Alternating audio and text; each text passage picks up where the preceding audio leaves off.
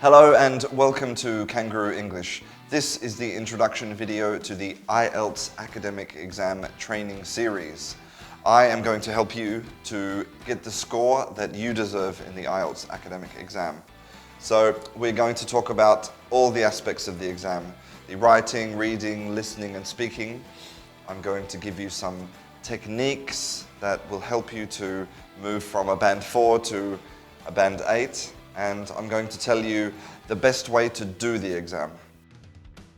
So first I'm going to give you an overview of the IELTS exam. So the IELTS exam is the most popular English exam in the world. Last year over 2 million people took the exam.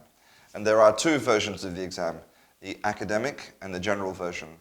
And last year over 80% of the people took the academic version of the exam. So that is the version that we are going to be focusing on in this video series. So the exam is divided into 4 sections. We have reading, writing, listening and speaking. So the reading section of the exam is 60 minutes long. The writing is also 60 minutes long. The listening is 30 minutes and the speaking is between 11 and 14 minutes, depending on how long you speak for. And the interesting thing about the IELTS exam is that there is no pass or fail. Instead, you receive a score from 0 to 9. So 0 means you didn't do the exam at all.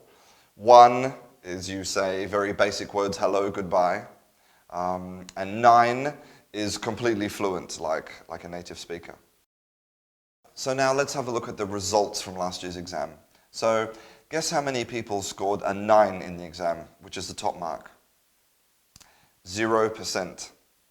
That's right. So few people in the exam got a 9 that statistically it was 0%.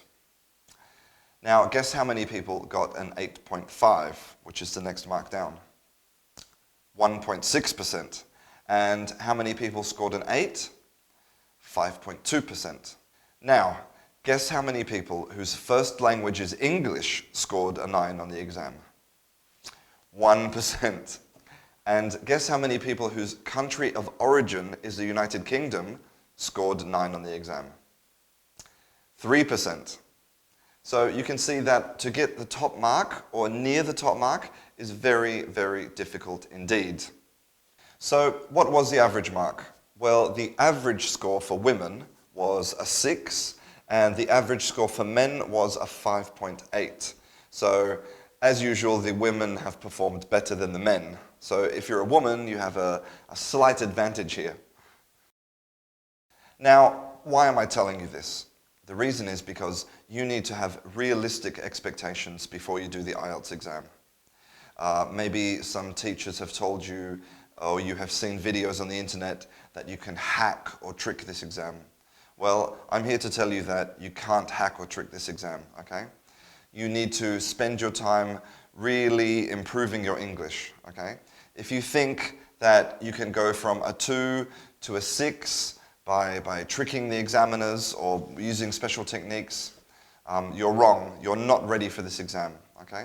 Go back to the classroom, find a good teacher who can help you, and then you can really get the 6 that you deserve. But if you are well prepared and you've been studying very hard and you want to get the maximum possible score, but perhaps you don't know about the IELTS exam or you would like some specific techniques to do exams, then this video series is for you. So let's start. Watch the first video. See you in class. Bye.